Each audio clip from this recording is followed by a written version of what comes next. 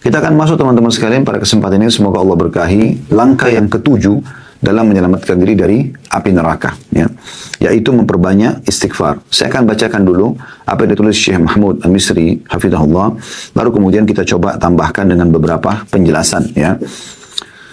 Beliau mengangkat dalil pertama, firman Allah Subhanahu wa taala tentang istighfar ini merupakan penyebab daripada penyelamatan dari api neraka. Dalam surah Al-Anfal ayat 33. A'udzu billahi minasyaitonir rajim wa ma kana Allahu liyu'adzibahum wa anta fihim wa ma kana Allah mu'adzibahum hum yastaghfirun. Dan Allah sekali-kali tidak akan mengazab mereka, maksudnya di sini turun kepada orang-orang Quraisy di Mekah, sedangkan kamu berada di antara mereka. Dan tidak pula Allah akan mengazab mereka sedang mereka masih meminta ampunan atau istighfar. Jadi dari ayat ini ada dua hal yang disebutkan oleh Allah Azza wa Jal menjadi penyebab seseorang selamat dari siksa Allah Subhanahu wa taala. Yang pertama adalah keberadaan Nabi Muhammad sallallahu alaihi wasallam, dan ini sudah tidak ada di masa kita sekarang karena beliau sallallahu alaihi wasallam sudah meninggal dunia. Nanti akan kita jelaskan statement para salaf berhubungan dengan masalah ayat ini, ya. Jadi memang keberadaan Nabi SAW adalah sebuah karunia yang besar sekali. Ya, di masa beliau masih hidup, Allah Subhanahu wa taala akan menyelamatkan siksanya dari hamba-hamba yang ada di sekitar Nabi Muhammad SAW. Ya. Karena keberadaan beliau sendiri. Kemudian yang kedua adalah permohonan ampun mereka. Padahal bayangkan teman-teman, ayat ini turun kepada orang-orang kafir Quraisy di Mekah. Orang-orang kafir Quraisy di Mekah, di mana mereka menyekutukan Allah Subhanahu wa taala. Mereka meyakini Allah itu ada, Ka'bah itu rumahnya Allah. Mereka lakukan ibadah haji, ya, tetapi sudah dicampur adukan dengan kesyirikan. Syirik kita tahu dosa besar. Sebagaimana Allah sebutkan dalam surah Luqman, "Inna syirka la dzulmun 'adzim." Syirik adalah kezaliman yang sangat besar. Tetapi Allah mengatakan dalam firman-Nya ini, "Wa ma kana Allahu yu'adzibum hum yastaghfirun." Dan Allah tidak mungkin mengiksa mereka sementara mereka masih memohon ampun kepada Allah. Kemudian beliau mengangkat hadis Nabi SAW diriwayatkan oleh Al-Baihaqi. Hadis ini dihasankan oleh Al-Albani dalam Sahih Al-Jami' nomor 5955 yang berbunyi, "Man ahabba an tasurrahu sahifatuhu falyukthir fiha min al-istighfar." Siapa yang ingin buku catatan amalnya membahagiakannya, maka hendaklah dia memperbanyak istighfar di dalamnya. Ya. Ini hadis ini dikuatkan, maksudnya bukan dikuatkan, lebih dijabarkan lagi oleh atau ditambahkan oleh Aisyah radhiyallahu anha, merupakan pasangan Nabi SAW yang dikenal dengan hibbin Nabi SAW, kekasih Nabi SAW. Beliau mengatakan, siapa yang di setiap, ya, dua baris dari buku amalnya, ya, dia temukan istighfar, maka akan membahagiakannya. Kemudian beliau juga mengangkat hadis tentang Sayyidul Istighfar, ya, tuannya istighfar. Di dalam hadis Bukhari, sebagaimana beliau berkata, Sayyidul Istighfari an taqul. Tuannya seluruh istighfar atau istighfar yang paling utama adalah engkau mengucapkan Allahumma anta rabbi la ilaha illa anta khalaqtani, yang artinya, ya Allah, tidak ada Tuhan, ya, sesungguhnya engkau Tuhanku, penciptaku, dan tidak ada Tuhan selain engkau, engkaulah yang telah menciptakanku. Ya, ini maknanya dalam sekali, ya. Artinya kita mengatakan, ya Allah, tidak ada Tuhan, tidak ada tempat bergantung, tidak ada yang memberikan aku makanan, minuman, pakaian, yang menghidupkan dan bahkan akan mematikan aku, kecuali engkau, dan tidak ada Tuhan selain engkau yang telah menciptakan aku, dan semua yang berhubungan dengan aku ini. Wa ana abduka, dan aku mengakui sebagai hambamu. Wa ana ala ahdika, dan aku selalu saja, ya, setia pada perjanjian, ya, wa wa'dika, dan mengikuti janji-janjimu, mastata'tu, semampuku. Perjanjian kita apa dengan Allah Subhanahu wa taala? Sebelum kita dilahirkan, semua ruh-ruh ini, anak Adam, ya, Allah Subhanahu wa taala tanyakan kepada mereka sebelum diturunkan ke bumi dan ditiupkan ke jasad kita ini, ditanya oleh Allah dalam Al-Quran, alastu bi rabbikum, bukankah aku Tuhan kalian? Qalu bala, syahidina. Maka kita semua mengatakan, benar, kami mengakui engkau sebagai Tuhan kami. Jadi secara fitrah, secara alami, secara kejiwaan, kita mengenal Tuhan kita Allah. Makanya kalau orang diingatkan tentang Allah, tentang akhirat, tentang Al-Quran, ya, mereka mudah untuk bisa menerima karena dasarnya ada potensi itu dalam jiwa setiap orang di antara kita. Maka di sini diulangi dalam tuannya istighfar ini, atau istighfar yang paling utama, sesungguhnya aku selalu setia pada perjanjian, maksudnya mengakui Allah sebagai Tuhan. dan wa wa'dika, dan semua janji-janjimu, maksudnya orang yang patuh akan mendapatkan kebahagiaan dunia, kemudian juga akan masuk ke surga di akhirat, serta orang-orang yang durhaka akan kena hukuman, gitu ya. Kemudian mastata'tu, semampuku. Makna semampuku di sini adalah sesuai dengan apa yang engkau mudahkan untukku ya Allah. Ini sesuai juga dengan sabda Nabi SAW, "Ubudullah mastata'tum." Sembahlah Allah semampu kalian, semaksimal yang kalian mampu lakukan. Ya. Kemudian kita mengatakan, "A'udzubika min syarri ma sana'tu." Aku berlindung kepadamu dari keburukan apa yang aku kerjakan. Karena kita manusia lemah, ya, dan tidak ada manusia yang tidak berbuat kesalahan. Nabi Adam alaihissalam saja buat kesalahan. Lalu beliau memohon ampun kepada Allah SWT. Nabi Yunus buat kesalahan. Lalu beliau memohon ampun kepada Allah Subhanahu Wa Taala. Ya. Nabi Musa alaihissalam pada saat membunuh seseorang, beliau memohon ampun kepada Allah Subhanahu Wa Taala. Nabi Sulaiman alaihissalam pada saat beliau terlewatkan sholat asar gara-gara asyik bermain dengan kuda-kuda kerajaannya, lalu beliau menyembelih, ya, sebagai bentuk taubatnya kepada Allah SWT dan beristighfar kepada Allah karena telat itu. Ya. Nabi Muhammad SAW mengatakan, aku setiap hari beristighfar 100 kali. Dan bertobat kepadanya. Dalam riwayat lain 70, riwayat yang lainnya 100 kali. Ya. Setiap harinya. Maka bagaimana kita tidak berlindung kepada Allah SWT dari keburukan? Kita tidak pernah dapat jaminan dalam seharian kita tidak punya dosa. Maka kita mengucapkan kalimat ini. Aku berlindung kepadamu dari keburukan apa yang aku kerjakan. Ya.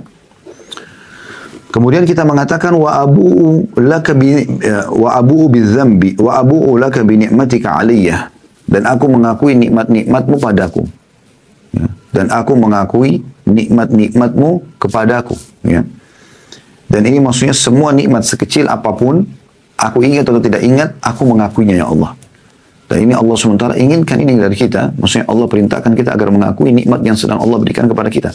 Dengan banyak bersyukur gitu kan. Wa abu'u laka bi dzambi faghfirli, dan aku mengakui semua dosa. Aku sengaja, tidak sengaja, aku tahu, aku tidak tahu ya Allah, aku akui dosa-dosaku. Ya. Faghfirli, oleh karena itu ampunilah aku, fa innahu la yaghfiru dzunuba illa ant. Karena tidak ada yang bisa mengampuni dosa kecuali Engkau. Setelah menjelaskan Sayyidul Istighfar, tuannya istighfar ini yang dianjurkan dibaca pagi dan sore hari, itu minimal sekali-sekali ya. Beliau mengatakan, wa man qalaha minan nahari mukinan biha. Siapa yang mengucapkan ini pada pagi atau siang hari dengan penuh keyakinan terhadap ucapan ini, famata min yaumihi qabla an yumsiya, kemudian dia wafat sebelum tiba sore hari, fahuwa min ahli jannah, maka dia termasuk penghuni surga. Wa man qalaha minal laili wa huwa mukinun biha, dan siapa yang membaca ini di malam hari dengan penuh keyakinan dengan apa yang ada dalam lafaz-lafaz Sayyidul Istighfar ini, famata qabla an yusbih, lalu dia wafat sebelum tiba pagi hari, fahuwa min ahli jannah, maka dia termasuk penghuni surga. Ya. Dan ini penutupan dari penyampaian yang disampaikan oleh Syekh Mahmud hafidhahullah. Dan kita akan masuk lebih dalam seperti biasa teman-teman sekalian ke syarah dan penjelasan tambahan dari apa yang sudah kita pelajari tadi. Kita akan mulai teman-teman sekalian dengan istighfar itu sendiri. Ya. Makna istighfar ini ya, dijelaskan oleh para ulama.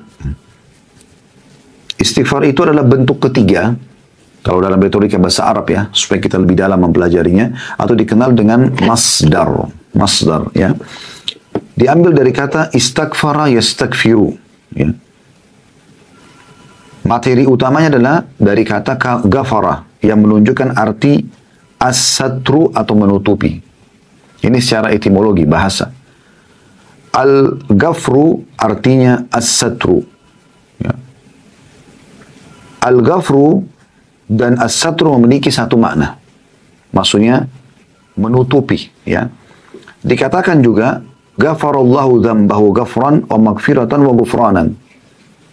Allah telah mengampuni dosanya, ya, sehingga membersihkan dosa itu dan menutupinya. Ar-Raghib Al-Asfahani berkata, rahimahullah, al-ghafru adalah memakai sesuatu yang akan melindunginya dari noda. Ini secara etimologi, ya. Contohnya dikatakan dalam doa, al-ghufranu ikfir thawbak. Ya.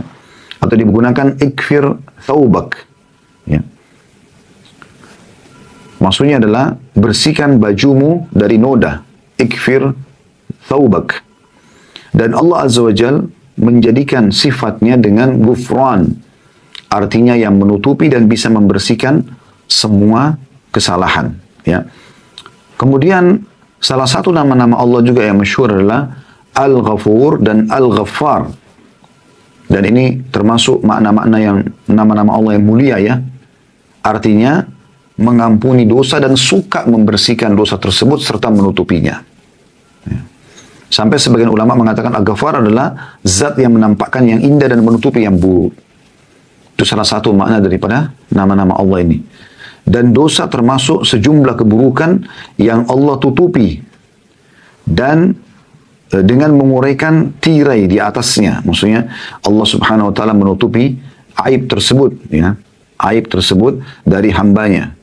Kalau Allah subhanahu wa ta'ala teman-teman membuka semua aib kita, ini luar biasa gitu. Tapi Allah dengan istighfar kita, permohonan agar Allah bersihkan noda kesalahan tersebut dan tutupi, maka Allah menutupinya di dunia dan Allah juga tidak mengadabnya di akhirat. Ya. Al-Khattabi berkata, Al-Ghaffar adalah zat yang terus-menerus tidak henti mengampuni dosa hamba-hambanya. Setiap kali seorang hamba bertobat dari dosa berulang, ya, dilakukannya, setiap itu pula ampunan berulang diberikan kepadanya. Ya, ini menurut Al-Khattabi dari makna Al-Ghaffar. Kan sifat Allah Al-Ghaffar, Al-Ghafur. Ya. Al-Ghaffar juga adalah zat yang menutupi dosa hamba-hambanya. Menutupkan kain iba dan belas kasihan kepada mereka, sehingga dia tidak menampakkan dosa sang hamba pada makhluknya, dan tidak merobek tirainya yang menutupinya dengan azab yang akan mencorengnya di mata mereka. Dan ini sejalan dengan makna sebuah hadis Nabi SAW, teman-teman sekalian ya. Sesungguhnya Allah masih membuka, ya makna hadisnya, sesungguhnya Allah masih membuka pengampunan ya terhadap hamba-hambanya selama mereka tidak terang-terangan, tidak terang-terangan. Lalu Nabi SAW mengatakan, dan masuk dalam masalah terang-terangan yang akhirnya Allah hukum si hamba tersebut adalah bila seseorang telah Allah tutupi kesalahan dosanya semalaman, ya misalnya, kemudian dia membukanya sendiri, ya. Dia sengaja menyebarkan kesalahannya sendiri dan ini jadi masalah buat dia. Ya. Ini yang jadi masalah buat dia karena dia terus saja ya menceritakan kesalahan-kesalahan tersebut, bahkan berbangga dengan apa yang dia lakukan dari kesalahan tersebut. Ya. Oleh karena itu teman-teman sekalian kita harus engah. Kalau ada seseorang yang mengingatkan kepada kita, jangan ini dosa, jangan ini salah, maka jangan lihat orang yang menyampaikan, tapi lihatlah bagaimana Allah menggerakkan lisan dan bibir orang tersebut untuk mengucapkannya.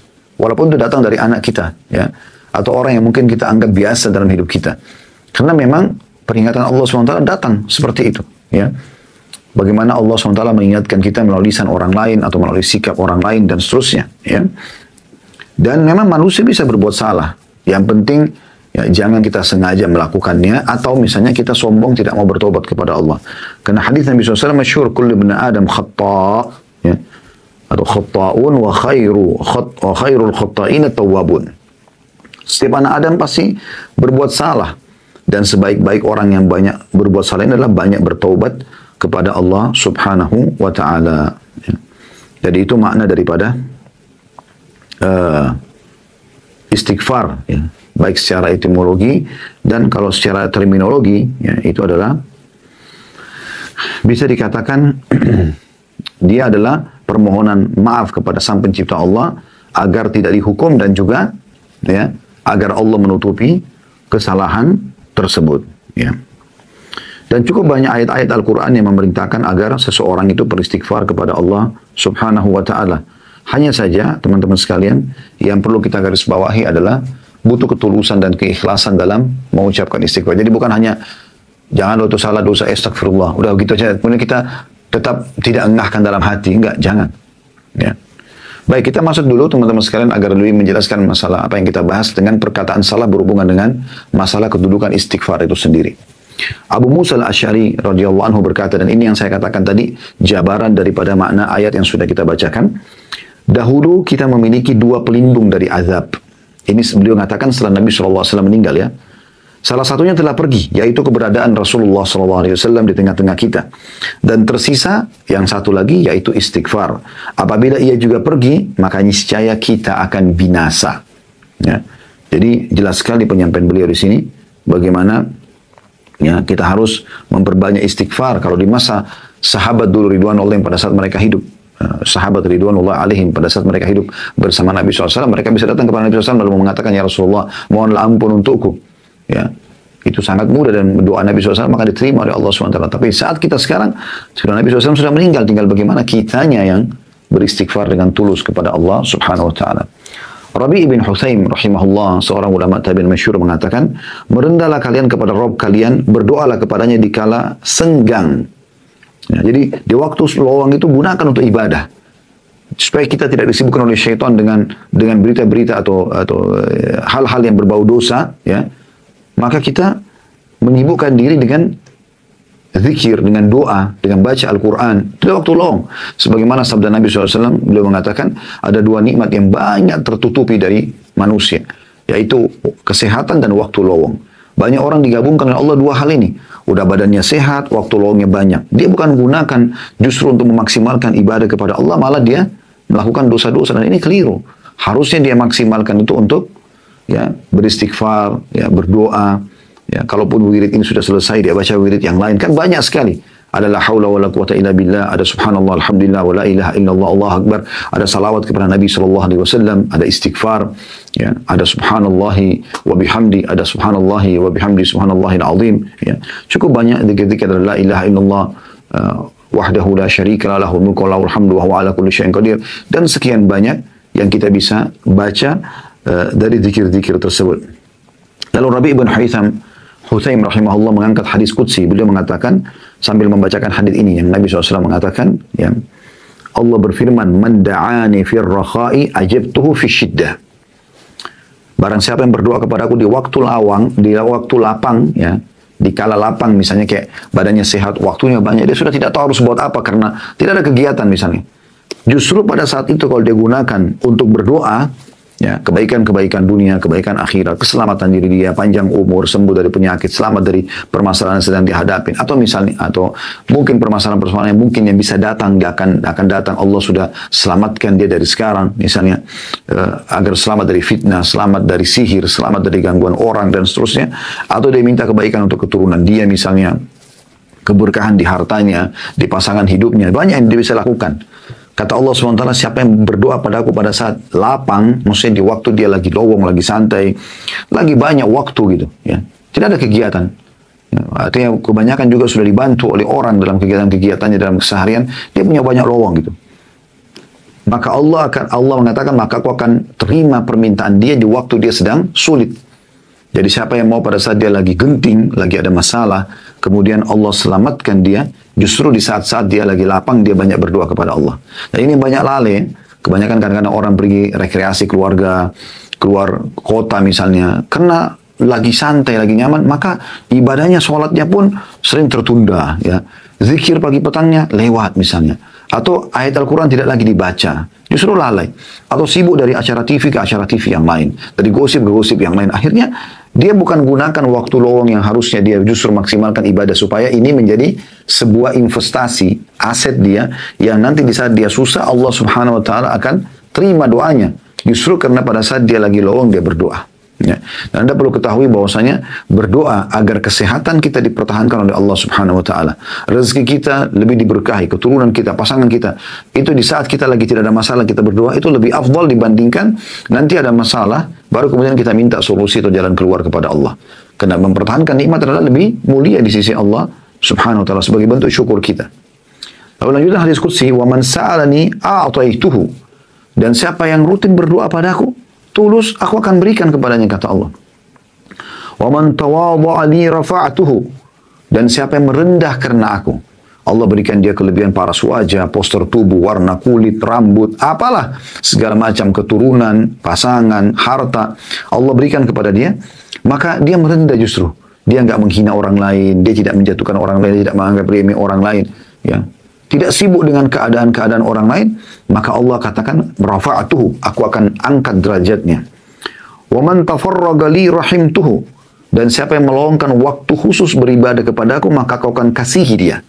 Dan yang terakhir, wa man istaghfarani ghafartu lahu, dan siapa yang memohon ampun, ya, kepadaku, maka aku akan memaafkan kesalahan-kesalahannya. Ini diambil dari kitab Minhajus Salihin, Minhajus Salihin, ya. Itu di halaman 951.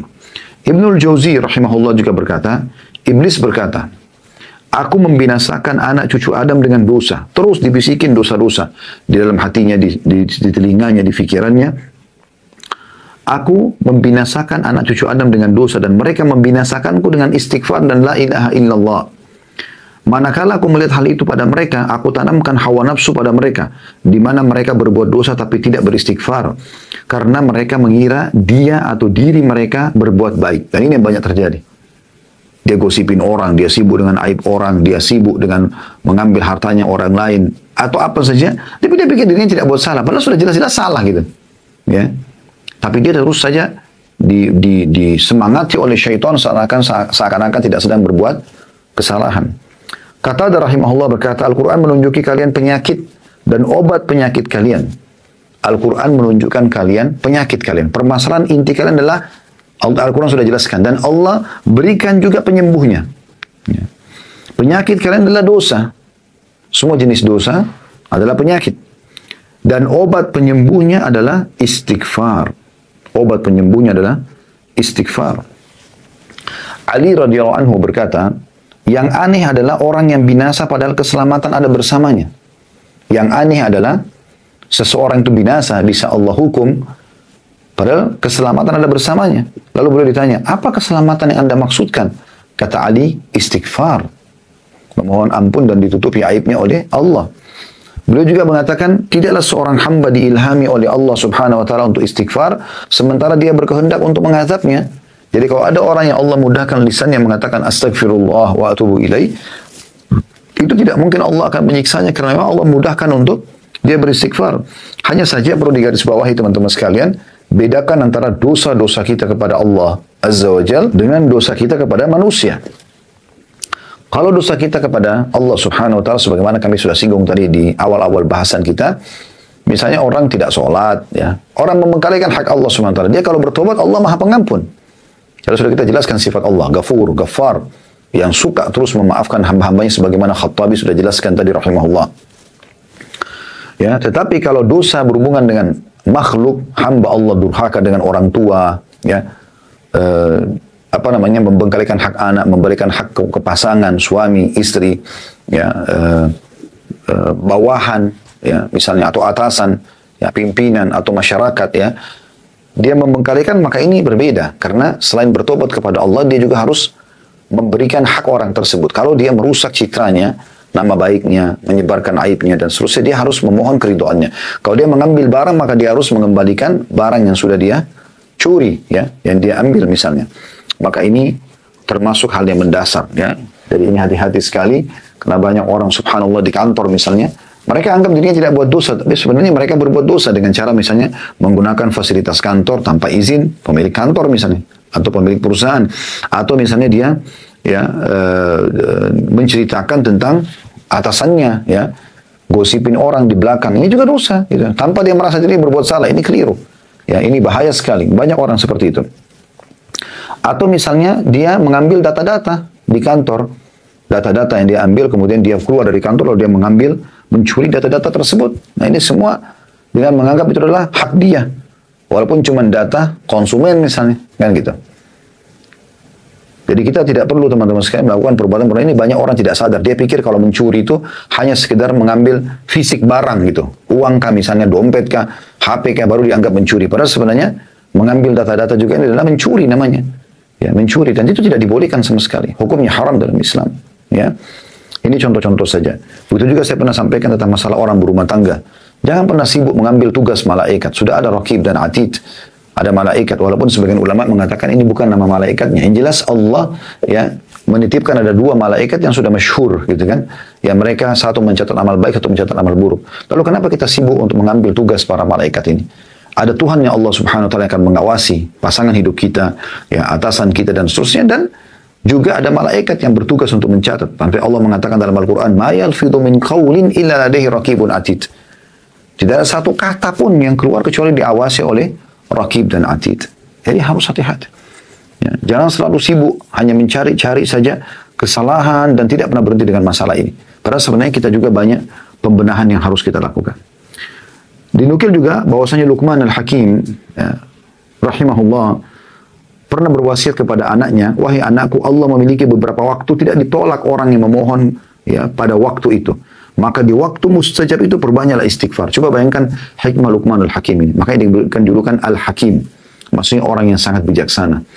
Jadi beliau tidak menyuruh anaknya di waktu mustajab itu, misalnya antara azan dan iqamah, sepertiga malam saat hujan turun. Ada waktu-waktu mustajab. Bukan minta segera hajatmu. Tapi beliau mengatakan, di waktu mustajab itu gunakan untuk istighfar. Perbanyak istighfar. Ya. Itu yang beliau tekankan gitu. Kenapa? Karena dengan istighfar, maka sudah cukup. Ya. Allah subhanahu wa ta'ala akan memberikan kepada kita. Dengan memaafkan kesalahan kita dan menutupinya, maka Allah berarti akan memberikan kepada kita fasilitas yang sudah Allah janjikan untuk hamba-hambanya yang taat. Karena dianggap kita taat kepada Allah. Anda tahu Nabi Adam AS, pada saat beliau berbuat dosa, dilarang makan satu pohon ya sebagai ujian dari Allah SWT, tapi beliau makan. Apa yang beliau mengatakan? Ya Allah, kembalikanlah aku ke surga, aku janji tidak akan mengulanginya. Tidak. Beliau mengatakan, Rabbana zalamna anfusana wa in lam taghfir lana wa tarhamna lakunanna minal khasirin. Ya Allah, kami telah menzalimi diri kami, maka kalau Engkau tidak memaafkan kesalahan kami, maka kami termasuk orang-orang rugi. Kenapa beliau? Karena beliau tahu dengan memohon ampun kepada Allah, kalau Allah maafkan, dan memang Allah maafkan, ya. Allah sebutkan dalam Al-Quran, kalau Allah menerima taubatnya Adam, maka Allah mengembalikan Adam AS nantinya ke surga, gitu kan. Begitu juga dengan Nabi Yunus AS, Anda tahu pada saat dia tinggalkan kaumnya dari wilayah Nainawah, ya. Satu kaum yang didakwahi oleh Nabi Yunus AS sebelum tiba masa di mana beliau harus meninggalkan, beliau sudah meninggalkan dengan harapan mendapatkan lokasi dakwah baru karena kaum ini tidak mau menerima. Ya, menurut pandangan beliau pribadi, tapi akad antara para nabi-nabi dan rasul dengan Allah SWT adalah mereka tidak boleh meninggalkan lokasi dakwah sampai ada perintah untuk meninggalkannya, walaupun harus dibunuh oleh kaumnya. Contoh kasus yang kita tahu, Nabi Yahya AS dibunuh oleh Bani Israel. Ya, tapi karena memang belum ada perintah, tidak ada perintah Allah untuk meninggalkan kaumnya, maka dia sampai dibunuh pun dia bertahan gitu. Tapi Nabi Yunus meninggalkan AS, lalu kemudian beliau ditelan oleh ikan paus dalam kisah masyhur. Apa yang beliau katakan? Ya Allah, keluarkan aku dari mulut ini. Ikan ini tidak. Beliau cuma mengatakan, La ilaha illa anta subhanaka inni kuntu minadh dhalimin. Satu rangkaian mohon ampun ini, tidak ada Tuhan yang berhak disembah kecuali Engkau, maka aku termasuk orang-orang zalim. Maksudnya aku buat dosa ya Allah. Udah dia buat pengakuan, dia buat salah, maka terus dia ulangi sampai akhirnya Allah keluarkan dia, dan tidak cukup sampai di situ. Istighfar ini mengembalikan semua nikmat. Allah berikan hidayah seluruh kaumnya, satu Nainawah masuk Islam pada satu di atas 100.000 orang Allah sebutkan dalam Al-Quran. Dan pada saat itu pun Nabi Yunus AS kembali dalam kondisi kaumnya sudah beriman, dan beliau tinggal mengajak mereka untuk istiqamah dalam mengerjakan ketaatan-ketaatan kepada Allah Subhanahu wa taala. Ya. Aisyah berkata radhiyallahu anha, ya, sesungguhnya Allah menyiapkan ya, istana di surga atau tubah ya bagi orang yang banyak istighfar dalam buku catatan amalnya. Abu Minhal berkata rahimahullah, tidak ada seseorang hamba didampingi dalam kuburnya oleh pendamping yang lebih dicintai daripada istighfar. Al-Hasan Basri rahimahullah berkata, perbanyaklah istighfar di rumah-rumah kalian, di meja-meja makan kalian, di jalan-jalan kalian, di pasar-pasar kalian, di majlis-majlis kalian, karena kalian tidak tahu kapan ampunan Allah ya, akan turun. Bahkan seorang badui berkata, siapa yang ingin menjadi tetangga kami di tanah kami, hendaklah memperbanyak istighfar. Karena istighfar itu adalah awan tebal yang mengandung air. Maksudnya akan mendatangkan rezeki dari Allah subhanahu wa ta'ala. Bakar bin Abdullah Al-Muzani rahimahullah berkata, kalian banyak berbuat dosa, maka perbanyaklah istighfar. Karena sesungguhnya kalau seseorang menemukan istighfar dalam catatan amalnya pada setiap jarak 2 baris, maka dia akan senang melihat tempat itu nanti. Ya. Ibnu Taimiyah mengatakan rahimahullah, ya, pikiranku terpaku pada sebuah masalah yang sulit bagiku. Ada masalah aku hadapi berat sekali, nggak ada solusinya gitu. Ya. Maka aku beristighfar kepada Allah 1000 kali sampai dadaku dilapangkan dan masalah yang sulit terpecahkan. Aku kadang berada di pasar, masjid, atau sekolah. Tapi hal itu tidak menghalangiku dari zikir dan istighfar sampai aku meraih apa yang aku inginkan. Ya. Ini luar biasa dari ya penyampaian para ulama salaf berhubungan dengan masalah ini. Ya. Baik, kita akan masuk teman-teman sekalian ke manifestasi istighfar. Yang pertama sekali dia adalah ibadah. Ya. Sebelum kita bicara panjang lebar, tambahan-tambahan tentang manfaatnya. Tapi dia sendiri adalah ibadah. Di saat Anda kerjakan, ya, jadi walaupun Anda sedang tidak melakukan dosa, kalau Anda beristighfar, Anda sedang mendapatkan pahala. Jadi jangan pernah fikirannya istighfar itu kalau ada dosa saja. Walaupun tidak ada dosa, Anda tetap istighfar kepada Allah SWT. Apalagi kalau ada dosa gitu ya. Dan itu Allah Subhanahu Wa Taala mengingatkan kepada Nabi Muhammad SAW, Nabinya Muhammad SAW manusia yang mulia. Tapi perhatikan apa Allah katakan dalam Al-Quran. Dalam surah Al-Mu'min ayat 55. Surah Al-Mu'min ayat 55. A'udzu billahi minasyaitonir rajim. Fasbir inna wa'dallahi haqqun wastaghfir li dzambika wasabbih bihamdi rabbika bil 'ashyi wal ibkar. Artinya, maka bersabarlah kamu hai Muhammad dalam menyampaikan agama ini dari gangguan-gangguan orang, ya. Bersabarlah karena sungguhnya janji Allah itu benar.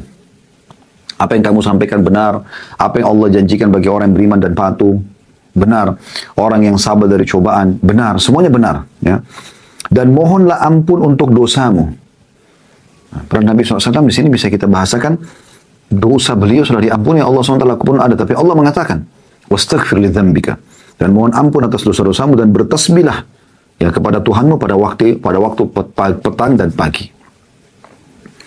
Kemudian juga Allah menyebutkan tentang Nabi Muhammad SAW. Kalau Nabi Muhammad SAW saja diperintahkan begini, apalagi kita gitu ya. Dalam surah Muhammad, surah yang menceritakan atau mengatasnamakan nama beliau, surah nomor 47 dalam Al-Quran, ayat 19. Anda ikuti acara ini bisa buka di aplikasi Al-Quran, surah Muhammad ayat 19. A'udzu billahi minasyaitonir rajim. Fa'lam annahu la ilaha illallah wastaghfir li dzambika walil mu'minina wal mu'minat wallahu ya'lamu mutaqallabakum wa mathwaakum. Artinya, ketahuilah bahwa sungguhnya tidak ada Tuhan yang berhak disembah kecuali Allah. Tidak usah lagi bergantung, memohon, meminta, ya berlindung kecuali kepada Allah. Dan mohonlah ampun bagi dosamu, hai Muhammad. Dan juga dosa orang-orang mukmin laki-laki dan mukminah perempuan. Dan Allah mengetahui tempat kamu berada dan tempat tinggalmu. Ya. Saksi bahasan kita bagaimana Allah Subhanahu Wa Taala memerintahkan Nabinya Muhammad SAW istighfar. Selain mohon istighfar kepada Allah, istighfar juga untuk orang-orang beriman. Ya. Itu juga Allah sebutkan dalam surah An-Nasr ayat 3. Masih juga ya khitab atau pembicaraan ditujukan kepada baginda Nabi sallallahu alaihi wasallam. Fasabbih bihamdi rabbika wastaghfirhu innahu kana tawwaba. Bertasbihlah dengan memuji Rabb Muhammad dan mohonlah ampun kepadanya. Sesungguhnya dia Maha menerima taubat, ya, Maha menerima taubat. Dalam surah An-Nisa ayat 106, Allah juga mengatakan wastaghfirillah innallaha kana ghafurur rahima. Mohonlah ampun kepada Allah, sesungguhnya Allah Maha Pengampun lagi Maha Penyayang. Ya. Jadi Allah Subhanahu Wa Taala memerintahkan istighfar ini memang bukan di saat ada dosa saja, ya. Tetapi memang setiap saat, karena dia ibadah. Apalagi kalau ada dosa. Ya. Dan juga Allah Subhanahu Wa Taala, ya, memerintahkan kita semua orang beriman dalam surah Al-Muzammil ayat 20 agar memperbanyak istighfar kepada Allah. Sibukkan terutama di waktu lowong, saudaraku seiman. Nanti ada saatnya di mana Anda sibuk, Anda tidak bisa beristighfar, tidak bisa berzikir kepada Allah SWT. Justru waktu lowong itu gunakan lisan, jangan diam, selalu berzikir. Yang berbunyi dalam surah Al-Muzammil ayat 20, wastaghfirullah innallaha ghafurur rahim. Dan beristighfarlah kalian semua kepada Allah. Ada dosa atau tidak ada dosa menurut pandangan Anda atau menurut pandangan kalian.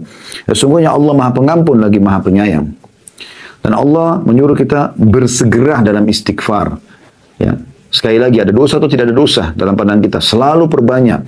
Dan Allah janjikan, ya, dengan istighfar itu kita bisa segera bisa mengejar surga yang Allah janjikan. Dalam surah Al-Imran 133. A'udzu billahi minasyaitonir rajim wasari'u ila magfiratin min rabbikum wa jannatin arduhas samawati wal ardu iddat lil muttaqin.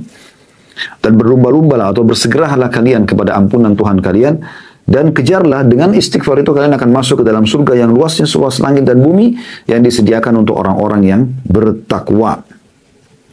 Dan sekian banyak tentunya yang berhubungan dengan masalah ini, ya, yang berhubungan dengan masalah kalau istighfar adalah ibadah kepada Allah Subhanahu Wa Taala. Yang kedua, teman-teman sekalian, istighfar adalah sebab rezeki.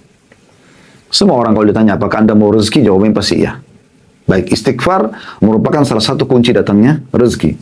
Allah sebutkan dalam Al-Quran, dalam surah Nuh, ayat 10 sampai ayat 12. yang berbunyi a'udzubillahi minasyaitonirrajim faqultu astaghfiru rabbakum innahu kana ghaffara. Nabi Nuh berkata kepada kaumnya di ayat 10-nya, dan aku berkata kepada mereka, mohon ampunlah kepada Tuhan kalian. Apa manfaatnya? Ya, sesungguhnya Dia Allah Maha Pengampun, ya. Manfaatnya di ayat 11 dan ayat 12. Yursilis sama alaikum midrara. Maka Dia akan menurunkan untuk kalian hujan yang lebat.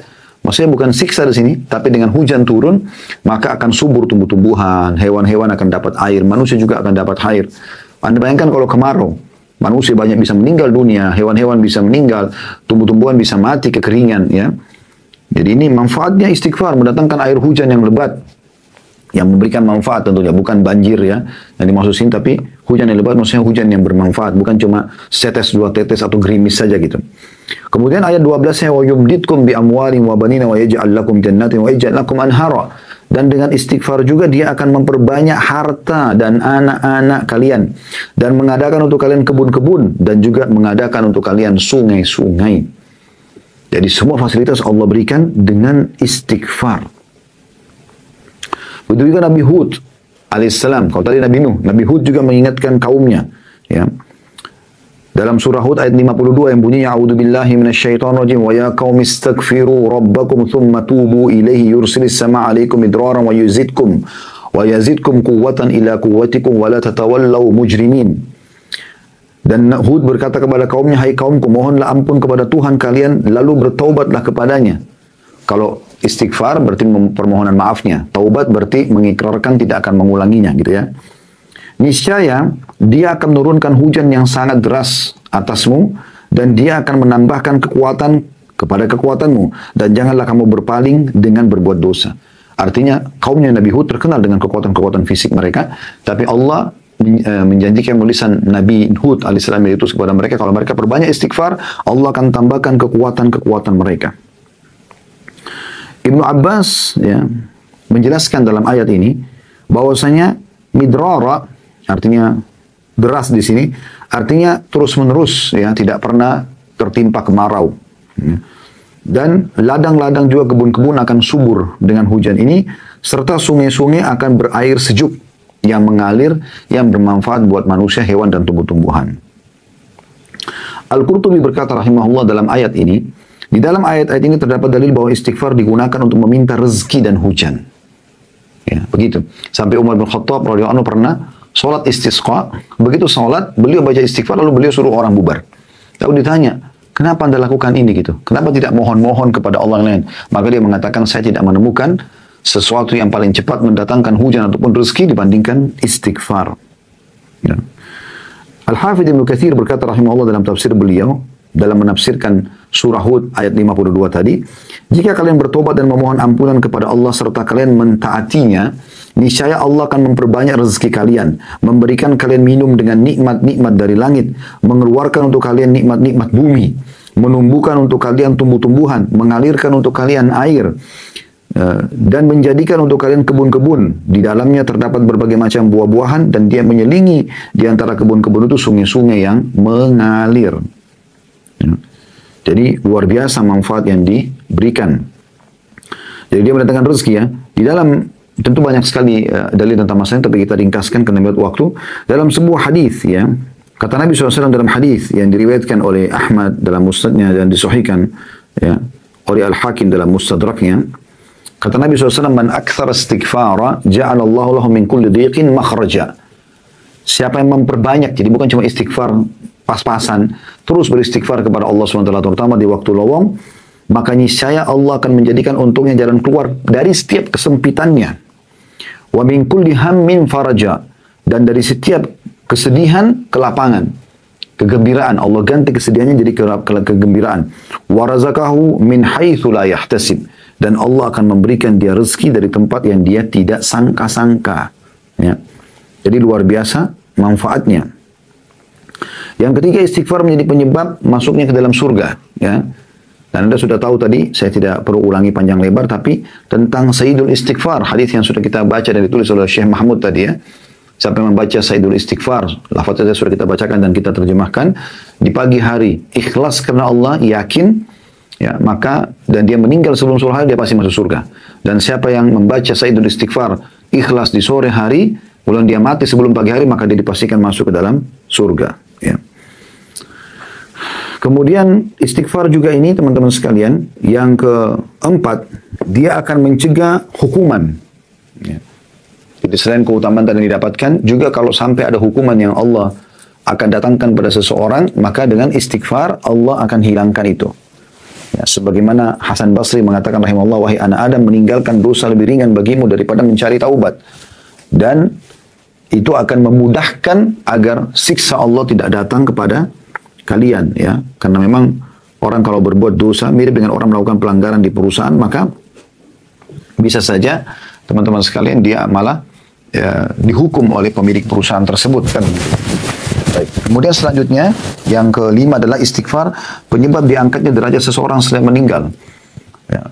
Walaupun bukan dia beristighfar, tapi anaknya misalnya atau ada orang lain memohon ampun untuk dia, saking pentingnya kedudukan istighfar itu. Sebagaimana disebutkan dalam sebuah hadis yang sahih.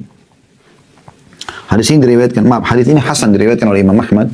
Kata Nabi SAW, Inna Allah Azza wa Jalla yarfa'u darajatan lil abdi salih fil jannah, fayaqul ya Rabbi, anna li hadhihi, fayaqulu bistighfari waladika lak. Ya. Sesungguhnya Allah akan mengangkat derajat yang sangat tinggi dari seorang hamba yang salih di surga. Lalu dia pun heran, dia mengatakan, wahai Tuhanku, dari mana ini? Artinya dia tidak pernah tahu dia berbuat perbuatan amal yang bisa menyampai atau membuat dia mencapai derajat tinggi itu. Maka kata Allah SWT, ini adalah istighfar anakmu untukmu. Ya.